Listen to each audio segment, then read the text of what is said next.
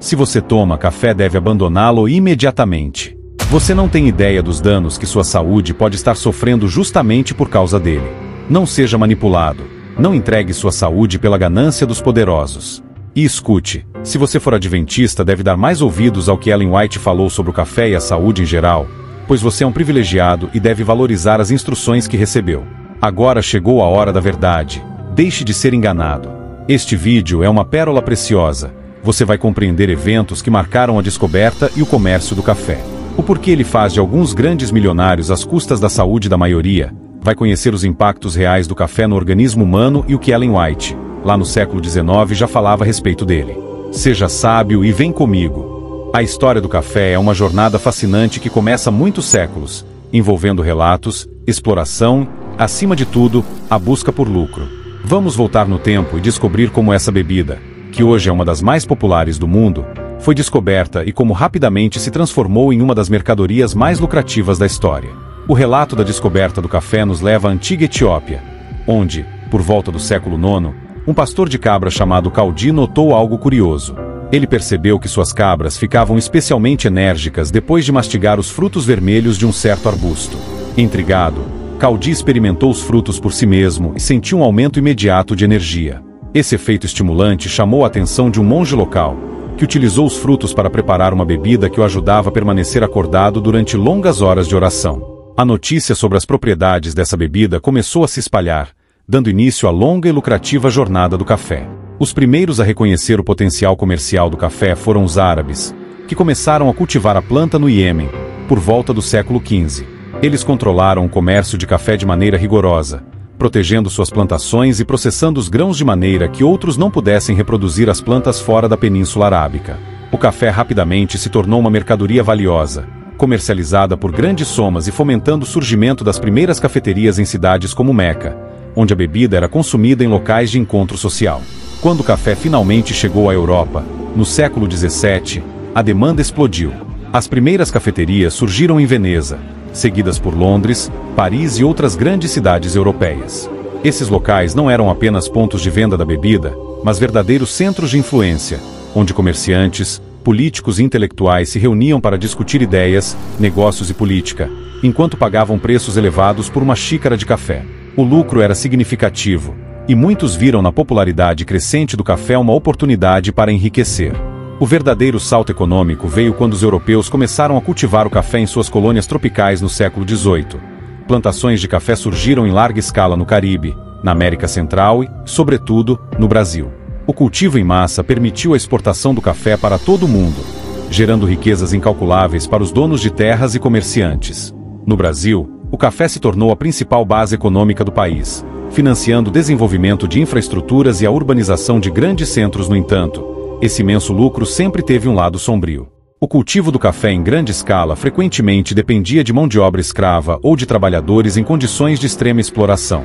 As plantações tornaram-se verdadeiros impérios econômicos, onde poucos lucravam muito, enquanto muitos trabalhavam em condições desumanas. À medida que o século XX avançava, grandes corporações começaram a dominar o mercado global de café, transformando-o em um produto de consumo em massa. Investimentos em publicidade e a criação de marcas icônicas tornaram o café uma presença constante nos lares de todo o mundo.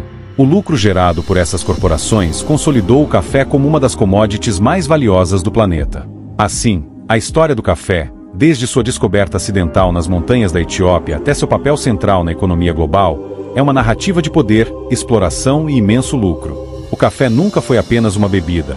Ele sempre foi uma oportunidade para aqueles que souberam explorá-lo, gerando riquezas e moldando economias ao redor do mundo. O café, embora amplamente consumido e apreciado, tem sido objeto de inúmeras pesquisas científicas que buscam entender seus efeitos sobre a saúde humana.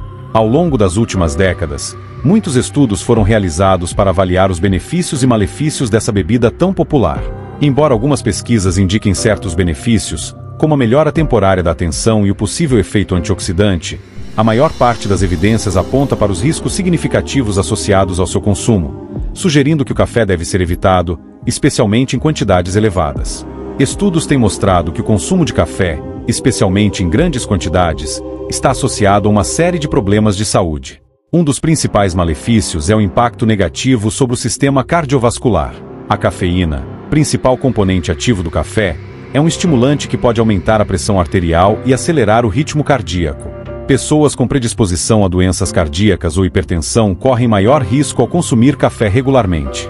Além disso, o café pode interferir no sono, causando insônia e reduzindo a qualidade do descanso. Isso ocorre porque a cafeína bloqueia a ação da adenosina, uma substância química no cérebro que promove o sono, mantendo o corpo em um estado de alerta prolongado. A falta de sono adequada está ligada a uma série de problemas de saúde, incluindo distúrbios metabólicos, comprometimento do sistema imunológico e aumento do risco de doenças crônicas. Outro efeito prejudicial do café é a sua influência sobre o sistema digestivo. O consumo regular de café pode irritar o estômago e os intestinos, exacerbando condições como gastrite, refluxo ácido e síndrome do intestino irritável. A acidez do café pode danificar a mucosa gastrointestinal, levando a desconforto e inflamação. Além dos efeitos físicos, o café também pode afetar a saúde mental. O consumo excessivo de cafeína está associado a sintomas de ansiedade, nervosismo e até mesmo ataques de pânico em indivíduos sensíveis. A cafeína pode agravar distúrbios de ansiedade pré-existentes e levar a flutuações de humor. Embora o café seja defendido por alguns por seus efeitos antioxidantes, que podem ajudar a combater os radicais livres, esses benefícios são superados pelos malefícios, especialmente quando o consumo é regular e em grandes quantidades. O impacto negativo sobre o coração, o sono, o sistema digestivo e a saúde mental levanta uma bandeira vermelha sobre o uso do café como parte da dieta diária.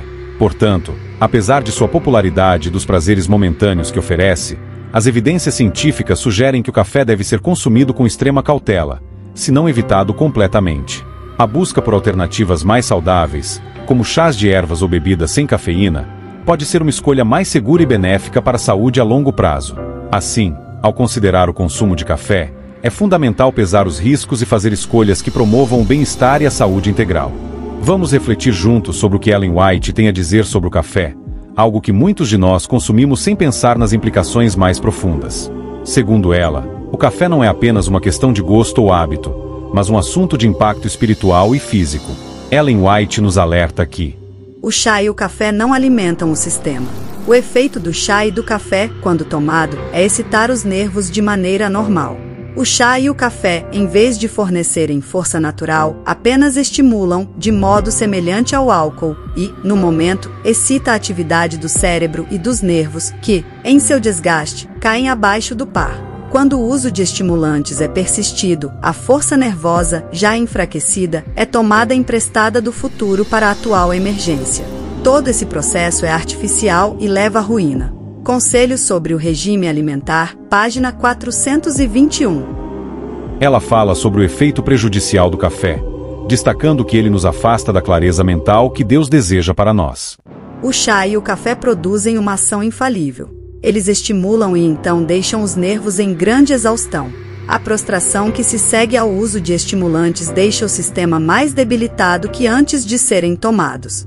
Os nervos, cansados e famintos por uma nutrição apropriada, clamam por maior estímulo, até que se torna quase impossível viver sem esses artigos. O apetite, por sua vez, fica de tal maneira pervertido que anseia por essas coisas que são prejudiciais à saúde e que envenenam o organismo. A Ciência do Bom Viver, página 326. Ellen White vai além, afirmando que é uma violação das leis da saúde tomar chá, café ou qualquer outro artigo que contenha uma quantidade de nicotina ou veneno. Estes estimulantes venenosos fazem o sangue impuro e, portanto, enfraquecem o organismo. Testemunhos para a Igreja, volume 2, página 65. Então, ela faz uma declaração ainda mais direta e impactante. O uso de chá e café é também um pecado. As injunções de Deus devem ser estritamente obedecidas.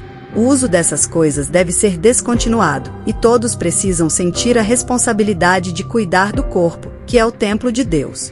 Conselhos sobre o regime alimentar, página 430.